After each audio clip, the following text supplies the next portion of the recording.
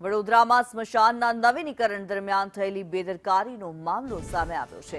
ખાસવાડી વિસ્તારમાં ચીમની ધરાશાયી થવાની ઘટના બાદ મહાવીર એસ્ટેટમાં પણ ચીમનીનો પોલ પડ્યો હતો। આ ઘટનાને ગંભીરતાથી લઈને તંત્ર દ્વારા સંબંધિત કોન્ટ્રાક્ટરને નોટિસ પાઠવવામાં આવી। પ્રાથમિક તપાસમાં ગંભીર બેદરકારી સામે આવી છે, જેમાં 12 બોલ્ટના બદલે 4 બોલ્ટ લગાવવામાં આવ્યા હોવાનું ખુલ્યું છે।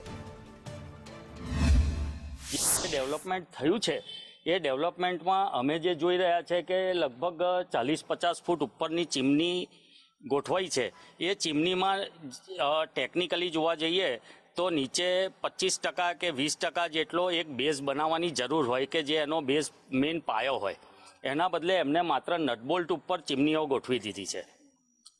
તે સદંતર ખોટું છે અને આ બાબતે કોર્પોરેશન હોય, રાજ્ય સરકાર હોય કે ગમે તે હોય, જેને આ વહીવટ આપ્યો હોય એને ચોક્કસપણે આ બાબતે ધ્યાન દોરવું જરૂરી છે। શનિવારે રાતની આ ઘટના છે અને વાવાઝોડાને લીધે આ ચીમની પડી છે। હવે આ ચીમની પડી છે એના કારણો શું છે એ તો એ લોકોએ જ ચકાસવા જોઈએ।